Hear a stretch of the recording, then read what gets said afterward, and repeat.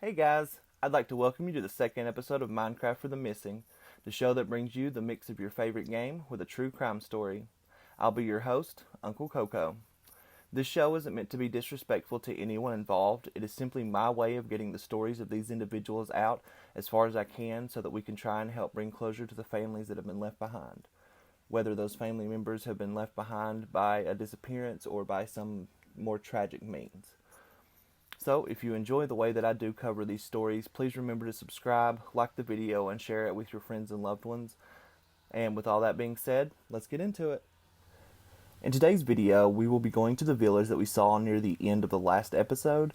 We're going to gather up a few things there and then go back to where we're going to set up our base camp. A lot of what you're going to see after the village will be pretty much just chopping trees and digging up dirt to start our crops and get our animal pen started. I'm not sure if we'll have time to actually get the big crop field and the animal pens done in this video, but it for sure will be in the next. So today's case is a lot more recent than last episode, which if you haven't seen, it's in regards to the disappearance of Lori Ann Boffman, which took place in 2006. This episode we are talking about the disappearance of Lindsey Shobelock. I've been trying to wait and see if any other pieces of the puzzle come out regarding this case, but so far we haven't gotten anything, and so I wanted to get this out as quick as I could to try and help the family as soon as possible. Lindsey Shobelock is a 28-year-old mother of two sons who's been working as a tattoo apprentice at the Iron Pen since September of 2020. Lindsey attended the Academy of Art University from 2018 to 2019. According to her stepmother Solon Shobelock, whom Lindsey's father John has been with since Lindsey was 4, Lindsey has been artistic her entire life. On Wednesday, February the 23rd, 2022, Lindsey went into work at the Iron Pen, where she usually works until 6 or 6:30. Her stepmother Solon would watch her youngest son for her while she was working, and Lindsey would call to let her know if an appointment with a client was going to run over. On that day, however, between 4 and 5 p.m., Lindsey got up and left work after having been on her phone. Coworkers say that they aren't sure if she was texting or if she was actually on a call. She didn't tell anyone where she was going. After this, there is currently only one other sighting of Lindsey. She was seen on footage from an ATM machine shortly after having left the Iron Pen, withdrawing cash from her account. The following day, her red Honda HR-V sports car was found on Windy Ridge Road in Huntington Township, Ohio. Lindsey's stepmother Solon said that their family didn't usually take that road. Inside of her car was her wallet and ID, and an extensive search was done in the area surrounding where her car was located, but nothing of note was found. The search included sniffer dogs and a professional drone flyer who does search and rescue missions. The dogs only picked up her scent where the car was actually located. I would like to note that it was raining the day that the search began, which I believe can hinder a dog's ability to smell certain things. Let me know if that is incorrect, though, just in case.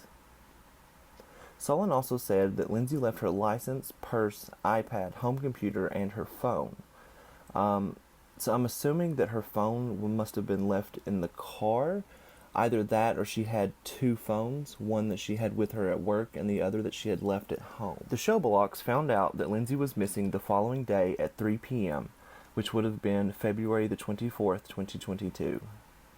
The sheriff actually began pounding on their door, wanting to know if they knew Lindsey and that they had found her car, but hadn't found her. They called everyone that they could to try to find her, including the fathers of her children, her friends, and her siblings. The family doesn't seem to think that she would have taken off without notice on her 2 dogs and her cat, let alone her 2 young sons. The Ohio Attorney General, Dave Yost, also posted about Lindsey's disappearance on his official Facebook account, saying, quote, "Help locate Lindsey Shobelock. She was last seen in Chillicothe on February the 23rd. Law enforcement is concerned for her safety. If you have any information regarding this case, please contact Ross County Sheriff's Office at 740-773-1185. And a group of a dozen or so searched the first night in the dark and the rain. The next day, 12 groups of volunteers and 6 dogs continued the search along with the drone. Lindsey's father John tried to thank the searchers at the end of the day, but he wasn't able to get the words out.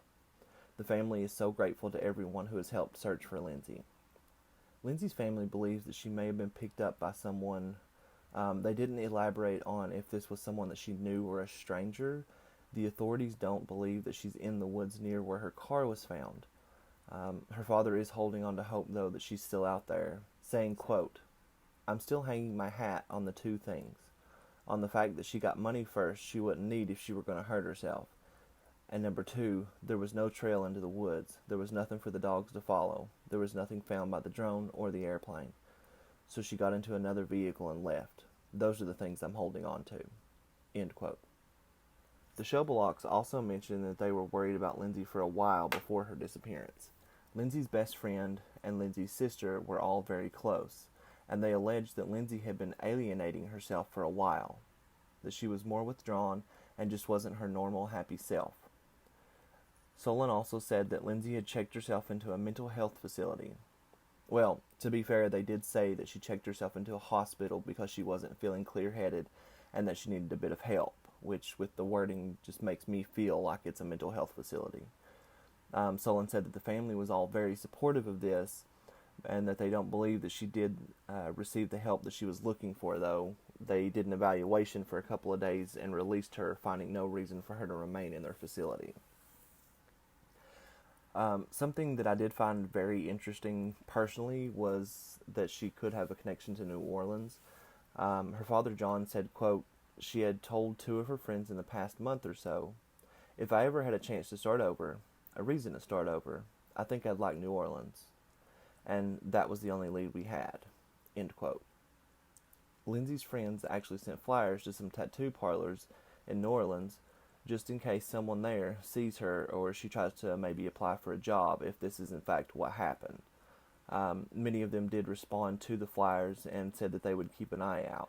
Her father John said that if Lindsey decided to go by another name, possible aliases could be Indy or Josie. The name that she used at the Iron Pen was actually Indy Art. And when she was 5, her dad had told her that they considered naming her Josie before settling on Lindsey, which in turn caused Lindsey to sometimes use the nickname of Josie. Solon did also go on to say, quote, "We've tried some different avenues, and short of jumping on an airplane and being there, during that time and searching for her, I feel like we've done just about everything, and the only reason we haven't done that is it was during Mardi Gras." End quote. They felt that it would be unlikely that they would run into her with so many people visiting New Orleans at the time. Solon also did go on to say, again, quote, "Everyone in her life and I, that I know of is absolutely worried.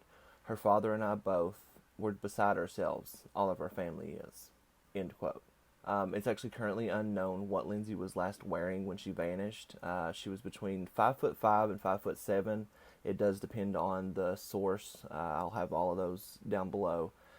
She was about 135 pounds. She has blonde hair, blue eyes, but has dyed her hair brown in the past. She does have tattoos on her arm, her clavicle, and her legs. They're asking for anyone with any information regarding Lindsey's disappearance or her location to please call the Ross County Sheriff's Office at the number from before, 740-773-1185. Now we're going to head into the wrap-up questions. This case just really caught my attention as soon as I heard about it. As I mentioned in the intro, I wanted to get it out as soon as I could, but I also wanted to see if there was any other information that came out. I've known about Lindsey's disappearance probably since about 2 weeks after she vanished. I've been watching closely for any updates on it, but nothing's come out since about the time I first started watching.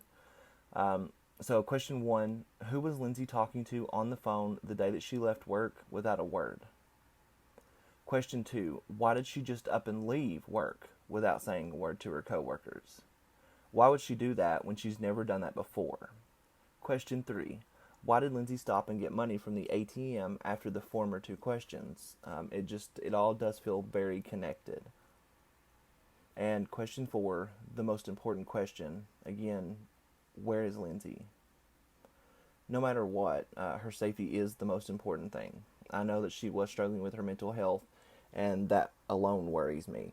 But like her father had said, she withdrew money before she vanished, and she wouldn't really need that money if she were going to hurt herself. Hopefully Lindsey is still out there and she's safe. Someone has to know something, especially whomever she was talking to on the phone before she left the iron pen without a word? Did they pick her up where her car was found? Something like that. All right, guys, that is all that I have for you today. If you did enjoy the coverage, be sure and do all the things like subscribe, but most importantly, share, share, share. Get this case and any of the others out as far and as wide as you can.